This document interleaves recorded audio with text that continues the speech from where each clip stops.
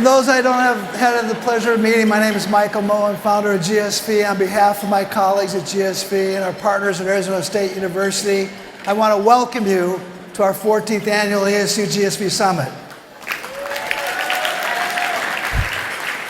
As you may have heard, we're sold out. We have over 7,000 people from over 70 countries from around the world. Over the next 3 days, over 900 education technology CEOs are presenting at the summit. Just to give a little comparison, contrast to where we've come from, that's up from 2010 when we started the summit. We had 300 attendees, 35 companies presented. But what hasn't changed from the very beginning, our mission for the ASU+GSV Summit was to give everybody an equal opportunity to participate in the future, the foundation of which was access to quality education and knowledge. Little information on Arizona State University. You probably know it's the largest public university in the United States with 142,000 students. What you might not know, for the last 8 years in a row, it's been ranked the most innovative university in the United States.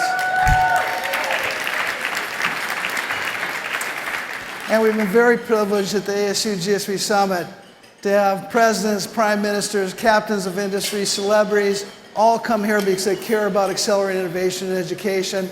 We've gotten great notoriety from different people like the New York Times and Forbes, and we feel very appreciative of that. In terms of GSV, we have 6 offices around the world. GSV Ventures, a venture fund, focuses on education technology. We had our 3rd fund. We've been fortunate to invest in 15 of the 30 unicorns in the space. We're very proud of companies that we've been able to invest in and be affiliated with. The GSV Cup, which started in conjunction with the ASU+GSV Summit 4 years ago, this year we'll have over 800 participants. On Wednesday night at the bandshell, we'll have $1 million plus of prizes to the winner, so make sure you're there for that and for Kareem Abdul-Jabbar. GSV Startup Boot Camp we put on during COVID. We now have had 4 cohorts. It's a free virtual boot camp that we provide for entrepreneurs to help them bring their ideas to life. We have the GSV MBA, which is an online MBA for entrepreneurship. It's an accredited online graduate degree. We'll be opening GSV Labs in Dallas in 2024. I see my partner Mike Moe here somewhere with that. So how do you think about what we do? It's really around EI-EIO. We like to say the old McDonald had a farm, EI-EIO. Well, new McDonald has a startup, EI-EIO. It's about entrepreneurship, innovation, education, creating impact, and equal opportunity for all. This happens to also be the newsletter that we put out every Sunday. Please subscribe. And when you boil it down to what are we looking to do, we're looking to identify, invest, and accelerate the fastest growing, most dynamic companies in the world, what we call the stars of tomorrow. So just some state of the state, some facts of the industry, where we've been and where we're going. 2010, the first year of the summit, we had $500 million of venture capital that year. We thought that was pretty terrific because if you added up all the capital that had been invested in education technology up to then, it wouldn't have probably added up to $500 million. By 2019, it grew to $7 billion, so substantial growth, and during COVID, it just exploded. $20 billion in 2021. And in 2022 came back a bit still, $11 billion in education technology investments. First quarter of this year, like the overall venture capital industry, seen a significant decrease in the amount of investments, down 80%. But again, as context, that one quarter was still more than double the record year that we had in 2010. So this industry is developing, growing very nicely. In terms of the companies being funded, it's up over 10x in the past 12 years. M&A activity is up 13x in the last 13 years. And importantly, in terms of the overall shift that's taking place amongst business, is this emergence of the global Silicon Valley. So in 2010, 75% of all venture capital in education technology was in the United States. Last year, nearly 2/3 of the investments were outside the United States. In terms of a public company market cap, the $80 billion is about nearly double what it was in 2010. There's a natural lagging effect in the public markets as these small private companies need to grow up to the size to be public. And in terms of this being a growth industry, the fundamentals are incredible. You look at just at higher ed, we've gone from 160 million students globally in 2010 to 220 million this year. It'll nearly triple by 2040. So, looking at where we're at, I'm going to give us some context of just what's the dynamics of the world that we're in and where we're going. But obviously, it's very scary times. There's a lot of frightening things that are going on. We've had bank runs. Silicon Valley Bank alone had the $42 billion come out of it in one day a couple weeks ago. You have the Ukraine war where 200,000 people have died. Goldman Sachs put out a report saying there's going to be 300 million jobs lost from artificial intelligence. Obviously, the pandemic that we've just gone through, 6.8 million people died around the world. We continue to have racial strife. Here's something interesting. You look at it from a political division standpoint, 81% of Americans won't date somebody from a different political party. How's that look? Well, 23% of Americans won't date somebody of a different religion, and 15% won't date somebody from a different race. Still have poverty and hunger, 25,000 deaths per day around the world, which is just a stunning statistics. And nearly 10% of the global population doesn't have access to clean water. The impact that COVID had on young people is devastating, $28 trillion drop in lifetime earnings. We see significant continued increase in overdoses from opioid deaths. There's a little shameless plug for my daughter's musical, My Pet Dragon, that will be out in Atlanta in 2024, but the dragon is the drugs, and we're trying to get attention to this horrible problem that's going on in society. In terms of poverty, again, there's over 659 million people around the world that are living on less than $2.15 a day. And anti-Semitism, is a real problem. The biggest, most incidents in over 40 years. So as former Secretary of State Condoleezza Rice, who was a speaker at the summit, said, for those who don't know history, everything is unprecedented. And what do we mean by that? So 100 years ago, there were bank failures then. In fact, there were 600 bank failures a year during the 1920s. The Spanish flu killed 50 million people. In World War I, there were 40 million casualties. And that was when the Earth's population was 1/4 of what it is today. You had 2 million members in the Ku Klux Klan. The Tulsa Race Massacre had over 300 people killed. And so you start thinking about that, and you say, gosh, those are a lot of problems that people faced 100 years ago, but it had to get easier, it had to get better. So if you were born in 1923, here's what you faced. When you were 6 years old, you had the great stock market crash. By the time you graduated high school, you had 12 years of the Great Depression. You had the Dust Bowl, you had World War II, you had atomic bombs, you had the Korean War, you had McCarthyism, you had the Cuban Missile Crisis in 1962, you had JFK who was assassinated in Dallas in 1963, you had the Vietnam War, you had Martin Luther King assassinated in Memphis in 1968, and Bobby Kennedy assassinated in California in that same year. You had the oil crisis, and you had hyperinflation. And all this happened by the time you were 50 years old. So you think about that, we always face challenges.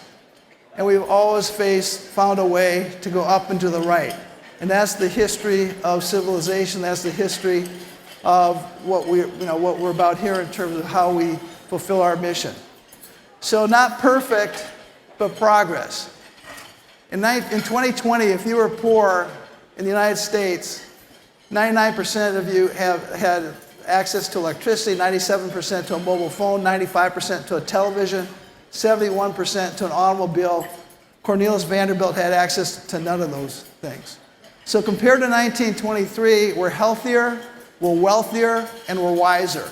Healthier, life expectancy has gone from 56 years old to 76 years old. Infant mortality has dropped 93%. Wealthier, the Dow Jones up in the last 100 years is up 36,000%. GDP per capita, standard of living, has gone up 100x. High school graduation has gone from 17% in 1923 to 86%. And college graduation has gone from 5% to 38%.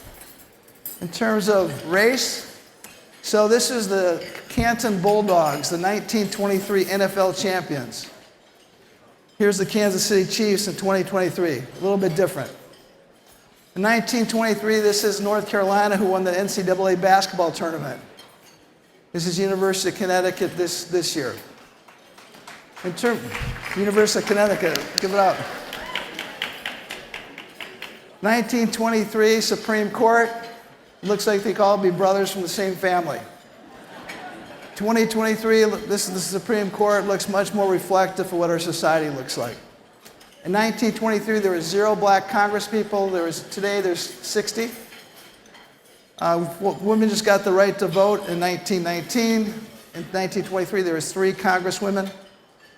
Today, there's 153. There were 0 Fortune 500 CEOs. Today, there's 53. Again, not perfect, but progress. And females in college enrollments, as I mentioned before, 35%. Today, it's 60%. You want to see where the future is going, the knowledge economy? Look out. Deaths from famine, down 99%. People in poverty worldwide, down 85%. So with all this progress, why is everybody so anxious and worried? Well, part of it is because we're being bludgeoned by ubiquitous media everywhere, and what they're selling isn't good. So media headlines since 2000, you have disgust up 29%, polarization up 30%, sadness up 54%, anger up 104%, and fear up 150%. Why is this? Because fear sells and everything is an existential threat.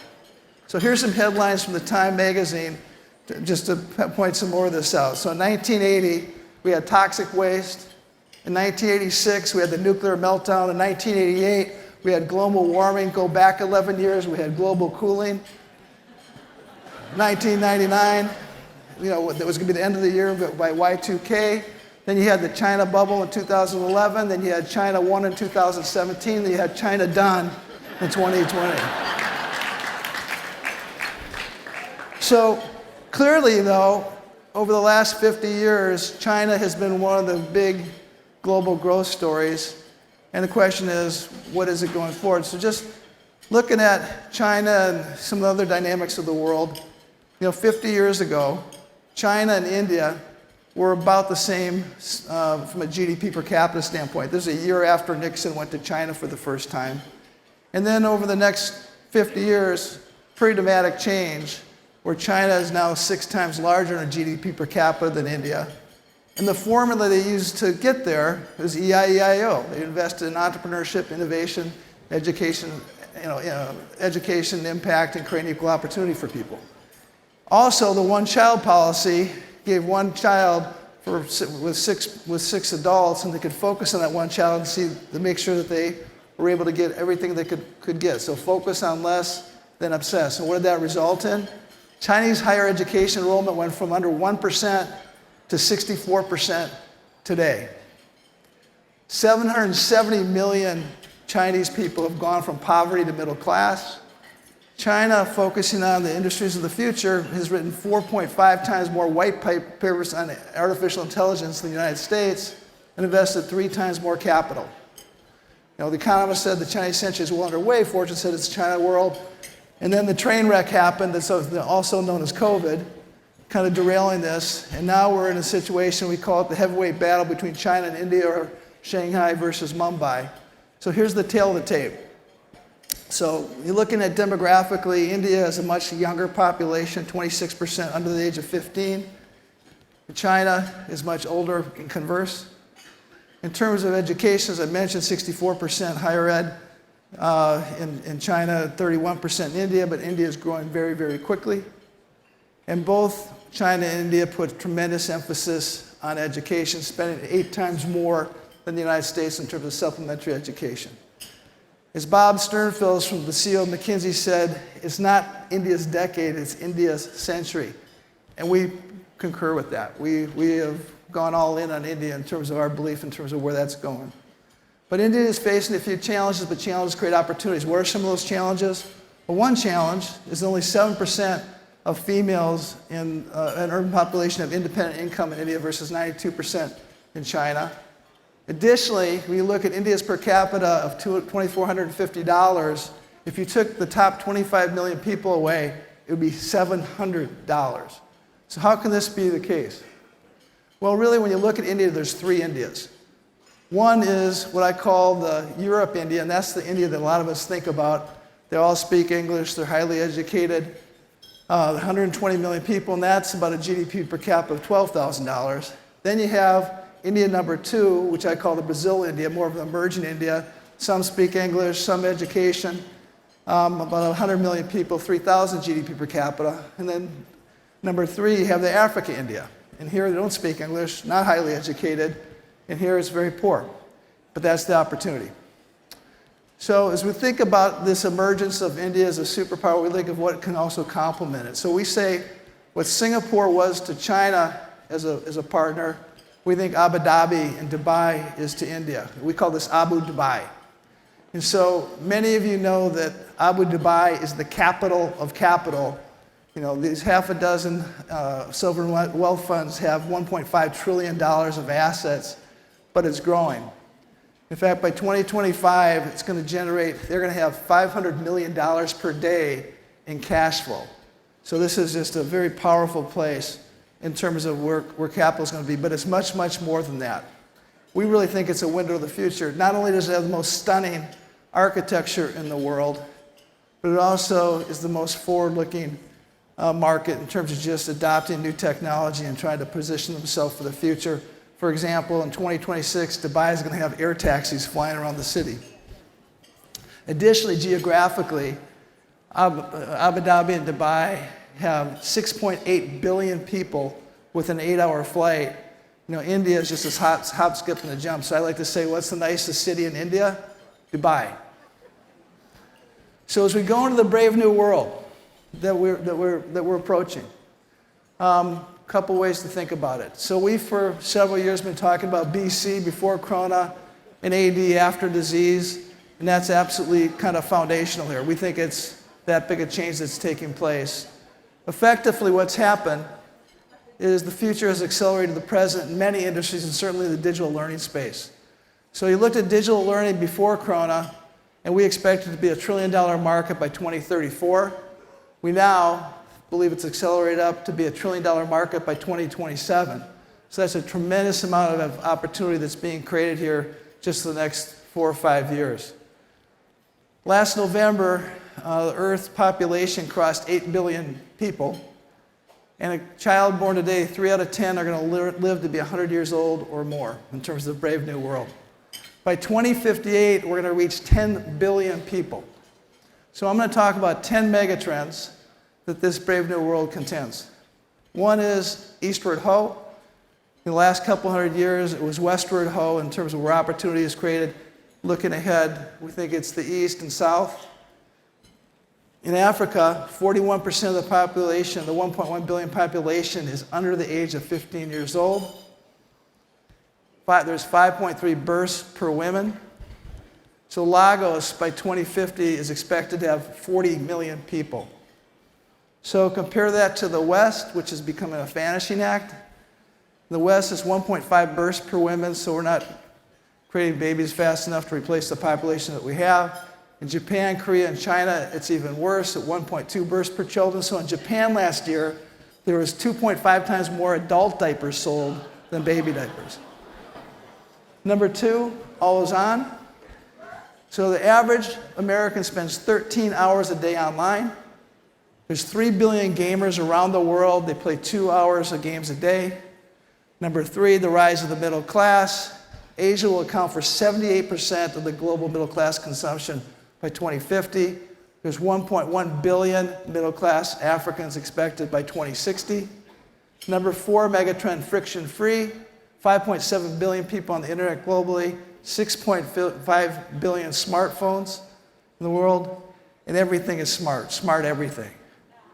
You got 55 billion connected devices by 2025, but you have smart homes, you have smartphones, you have smart drones, You have autonomous health, you have autonomous wealth, and planes, trains, and automobiles, autonomous, safer, faster, and somebody said earlier, create a lot of time.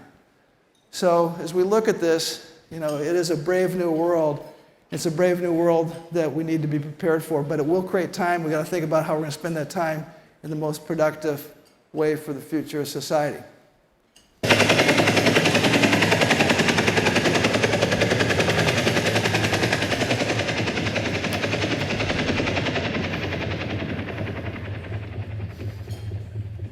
Maverick. 30 plus years of service. Combat medals. Citations. Only man to shoot down 3 enemy planes in the last 40 years. Distinguished. Distinguished. Distinguished. Yet you can't get a promotion. You won't retire. And despite your best efforts, you refuse to die. You should be at least a 2-star admiral by now, if not a senator. Yet here you are. Captain. What is that? It's one of life's mysteries, sir. This isn't a joke. I asked you a question. I'm where I belong, sir. Well, the Navy doesn't see it that way. Not anymore. These planes you've been testing, Captain, one day, sooner than later, they won't need pilots at all. Pilots that need to sleep, eat, take a piss. Pilots that disobey orders. All you did was buy some time for those men out there. The future is coming, and you're not in it. So I don't know what that has to do with anything, but I just like the clip.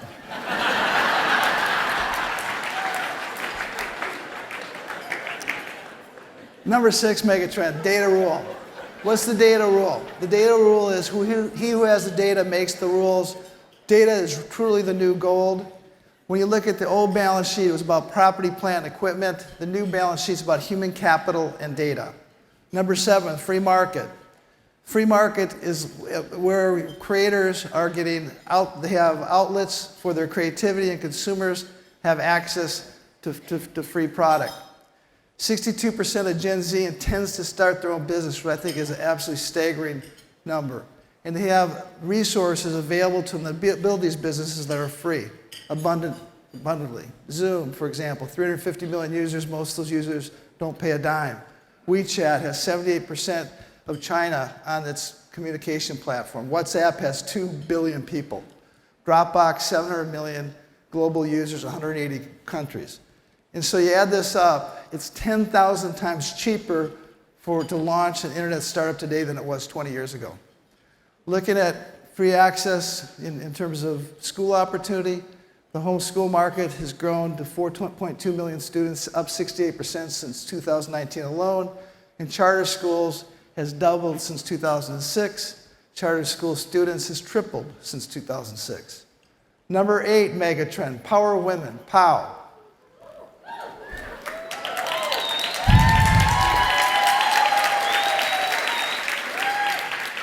So last year, nearly 50% of all startups were founded by a woman. 85% of consumer spending is directed by women. Okay, no comment. I'm just facts. I'm just reporting facts. Number 9, the global Silicon Valley. So historically, it used to be that if you had ambition, you wanted to create a change the world type of company, you had to come out to Silicon Valley, be located somewhere between San Francisco and San Jose. And so the shift that's been taking place, and we named our firm this 12 years ago, is that the mindset of entrepreneurship and innovation that's made Silicon Valley such a special place is spreading throughout the world. And so from Austin to Boston, from Chicago to Sao Paulo, from Mumbai to Shanghai to Dubai, this is the global Silicon Valley. And you look at the data along with that clever little ditty, it's really stunning. For the last 10 years, venture capital in Dallas has gone up 400%, Salt Lake City 410%, Tampa 460%, Nashville 480%, Austin, Texas 669%, and Miami, Florida up 1,500% almost.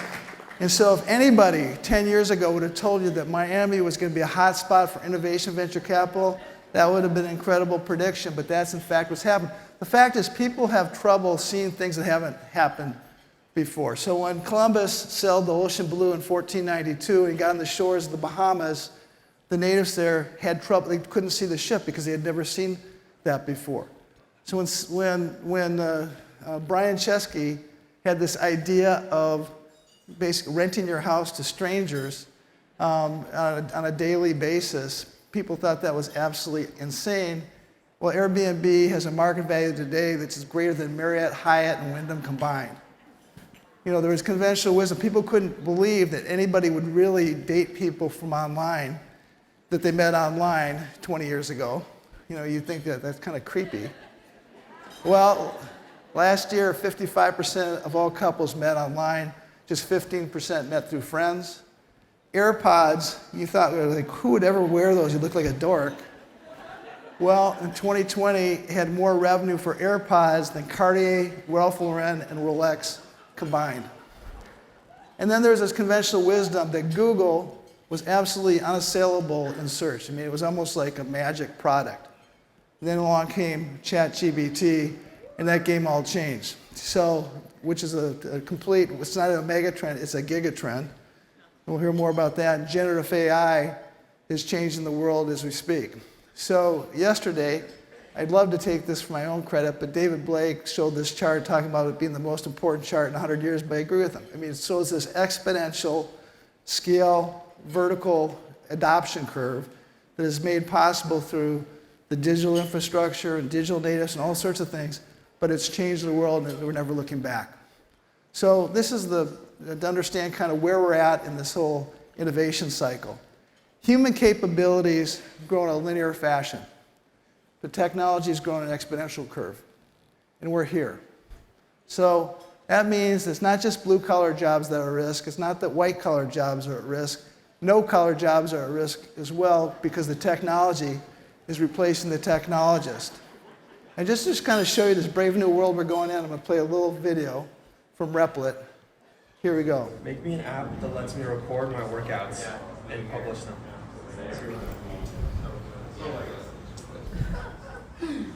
Okay. Run. They might at some point. I don't know what. Oh my God! That is That's badass. amazing! 5 So no-code AI basically means anybody can create an app. You don't have to be a technologist to do it. And so back to the Goldman Sachs statistics that 300 million jobs are going to be lost from AI, and that sounds scary. Well, the fact is, creative destruction is what's made everything possible that we all get to benefit from today. So 100 years ago, 30% of all jobs were farming related. You go 100 years before that, it was 72% of all jobs. Yet the world makes progress. And so I think we choose to adopt this view that it's going to make a gigantic difference for living and the human experience. So our view is anything that a machine can do cheaper, faster, and better, it should do. And there's things that machines will never be able to do, which is have empathy and be able to help people and be able to have that kind of human element. But the real point is what's in between. And what I like to say is a horse that can count to 10 is a remarkable horse, but it's not a remarkable mathematician. And so as you think about this and where we're going, how we look at this movement is software codifies knowledge. An AI layer makes knowledge intelligent. And then human intelligence is that smart layer on top of it. And that's where all the magic is going to happen. And so software is eating the world, AI is its teeth, but people decide what to eat. So as my friend Bill Campbell said, when we have facts, we'll use facts. When we have opinions, we'll use mine. But as you play this forward, all this content that is AI generated, it's going to become more and more of a commodity. And so where's the opportunity? The opportunity is always going to be on the edge. But the reality that we're in, and I think this is an awesome thing, is good is gone, great isn't enough, the future's about outstanding. And so it's not man versus machine, it's man and machine. So as the last 30 years was Revenge of the Nerds, forward, it's Back to the Future, and that Renaissance man, Renaissance woman is really where this is at. You can't use an old map for the new world, but you're going to have these foundational skills that's going to let you navigate and be productive where we are. So, talked about the 7 C's before, but I think they're more obvious and more fundamental than ever. First C being critical thinking, and we're in a world of infobesity. So how do you take all that information and create insights from it? Second, being creativity. So math plus magic. So math is the algorithms that the computers help us with. Magic is what humans do. Just to give an example of that magic. ChatGPT would never call the Philly Special, which effectively won the Super Bowl for Philadelphia. Number 3, communication. We had Roger Love in the audience. He had talked this morning, but the effectiveness of how you communicate with people, and whether that's through text or through PowerPoints, that's critical for how successful you're going to be. And there's a new world of communication that we're entering. The prompt engineering, asking the AI the right question, know how to communicate with it. That's a huge field that's growing exponentially every day. Cultural fluency. We are in a global marketplace, and how we interact with other people makes a huge difference about how successful we're going to be, how productive we're going to be. So, for example, crossing your legs in the Arab world is like doing this. That's what that means. When we went to China, we had President Obama speak at our conference, we were told, don't talk about the 4 T's. What are the 4 T's? Tiananmen Square, Taiwan, Tibet, or Trump. Even in our country, if you go to Wall Street, you got to look a certain way. But if you come to Market Street in San Francisco, you dress like that, you'll get beat up. So it really does make a difference to how you know how to behave and how to navigate. 5th C, civic engagement. John Kennedy said, ask not what your country can do for you, ask what you can do for your country. Wall Street Journal published a very disturbing survey a couple weeks ago showing basically as a country, if only 40% feel patriotism is important, only 40% think religion is important, down from 60%. Having children, only 30% think it's important. Community involvement, 20%. And yet money grew 50%. So as Benjamin Franklin said, if we do not hang together, we will surely hang separately. And I fear that's where we're going if we don't do something about it. I think Israel is a great model showing basically how coming together, you have the civil service that goes on, brings a country together. We're honoring Wendy Kopp Wednesday night for what she did with Teach for America, bringing very talented graduates from elite schools to the toughest communities to make a difference. Collaboration, teamwork makes the dream work. We had Lori Lisanto this morning, who's absolutely awesome. Talked about some of the surveys she's done to show happiness at work is being part of a team and that team winning. Number 7, character. Culture, as Peter Drummond said, eats strategy for breakfast.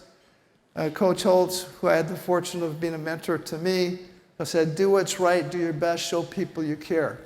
And that makes a difference. So as I wrap things up, I'm going to talk about 10 investment themes. I'll do it quick. But the first thing that we think about is we think about investment opportunities, is we think about removing friction from that opportunity of how we give everybody an equal opportunity to participate in the future. And then we think about how ROE, return on education, creates ROI. So in other words, to maximize our investment return, what we're looking to do is maximize our education impact. 10 themes quickly. 1, live and learn. This is the idea you're going to be living from the time you're born to the time you die. You're no longer going to fill up your knowledge tank to age 25 and drive off through life. You're going to continually need to be learning things. So 85% of the jobs in 2030 don't exist yet. Coursera's example is 113 million users. Erudite has 250,000 individuals across 80 countries. Knowledge is a currency. The idea that it's not the degree alone anymore that's going to give you the opportunity to exchange for opportunity. You're going to augment that with a variety of ways that you're able to show your capabilities. AT&T, less than 5% of all roles today require a college degree. 53% of the Fortune 500 needs to be reskilled by 2028. Degree is an example of this. 1 out of 3 Fortune 50 companies uses Degreed. The unbundling of the college degree. This we think is a really big idea, and this is going to happen whether people want it to or not, because it's just inevitable that as you're going to create your own knowledge portfolio in this live and learn environment, you're going to want to pick and choose and fill this out to what's most appropriate for you, and it's not going to come all from the same institution. So 56% of Americans believe a degree is no longer worth the time and money, but it reminds me of the record label when you used to have to buy a CD. It had 12 songs and we only wanted 1 or 2 of them. It makes no sense. Spotify comes along, all of a sudden you go from tuition to subscription, have all the songs in the world available to you. That's the future. 2U edX, 48 million learners. RoboEd. This is how artificial intelligence is integrated into the learning experience to have a personalized learning experience, accelerate you where you're proficient, go back where you're deficient, importantly predict where you're going to have problems in the future and have it tailored just for you. Learneo, 150 million pieces of study content. Photomath, 24 billion problems solved each year. Speak, 15 million lessons. Number 5, autonomous learning. In the old world, you had what I call just-in-case learning. You took a class just in case somehow, some way you'd be able to apply it somewhere. Now you have just-in-time learning. You learn it where you need it, when you need it. iLearningEdge's example this, what I call ChatGPT for enterprise, 58 times increase in content consumption. Gong, 481% increase. ThoughtSpot, average ROI of 289%. Glean, 2 to 3 hours per week. Number 6, higher ed, H-I-R-E ed. This is the idea of learning to earn, and the idea that historically you had these silos between academic institutions and corporations. Increasingly, you're going to see those bridged. 93% of all college students say the number 1 priority is to get a job, yet only 15% of college professionals think the student's number 1 priority is getting a job. Some examples of these combinations: MIT, IBM has a Watson AI lab, Cornell has a hospitality with Hyatt. Co-Rise, 78% completion rate for courses, Multiverse, 85% completion. Number 7, invisible learning. The idea that you're going to be learning things without even recognizing that was what you were doing. You're doing your natural course of living and things that you want to do. Games is a great example of that. We talked about 3 billion games already exist. 22.4 billion hours watched in 2022 on Twitch. Roblox had 50 billion hours spent per year. Duolingo, learning language by playing games, 60 million monthly active users, 5.5 billion. Market cap, Kahoot's the second coolest brand amongst Gen Z in Western Europe after Nike. Dreamscape Learn, grades going from a B to A+. Number 8, news to knowledge. So you're learning by doing things in a continuum, everything from learning from a tweet to a podcast to a documentary to a conference like this to taking a course to getting a degree to getting a graduate degree, from free to degree. So this is Mr. Beast. He gets 135,000 new subscribers per day. 35 million subscribers on Substack, 3.5 billion paid to Patreon since 2013. Joel Embiid, he said he learned to play basketball by watching YouTube, and now he's one of the best players in the NBA. Mind, Body, and Soul, number 9. Plato said the purpose of education is to give the body and the soul the beauty and all the perfection of which they are capable. So there's a number of companies that are doing amazing things around this. Calm, 25% decrease in depression and anxiety after 8 weeks. Noom, 78% of the people lost weight. Hallow, 100 million prayers. And number 10, education is a benefit. And I am wrapping up. I know I'm a little bit over, but we'll wrap up strong, I promise. So education is a benefit. So this is the idea in the old world. Healthcare benefits were the way that you kind of needed to attract people and to keep people. Education increasingly is that benefit that what employees are looking for. McKinsey just came out with a recent study, said that the number 1 reason somebody will leave their job is because they're not given learning opportunities. Guild's a great example of this. 5 million frontline workers in Stride that came out of ASU, 57,000 employees. And then the last Megatrends, Mission Corps, and as I wrap up, and this is important.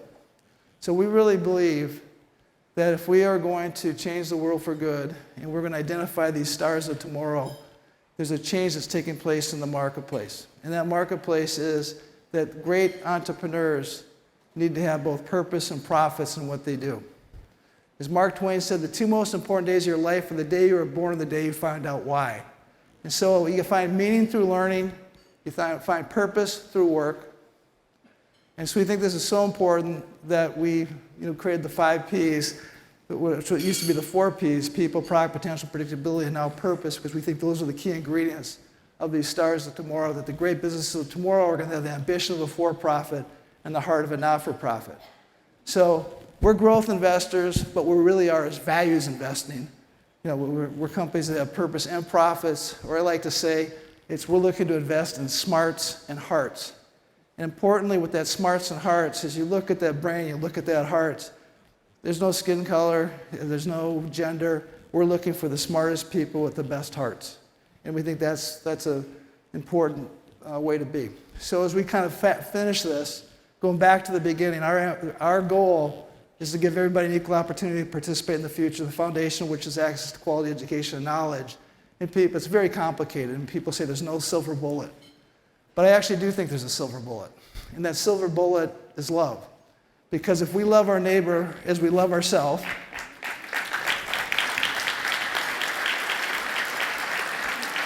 and we care about others' children as much as we care about our own children, we're not going to allow this situation to continue to exist where people don't have the opportunity to participate in the future. This room can change that.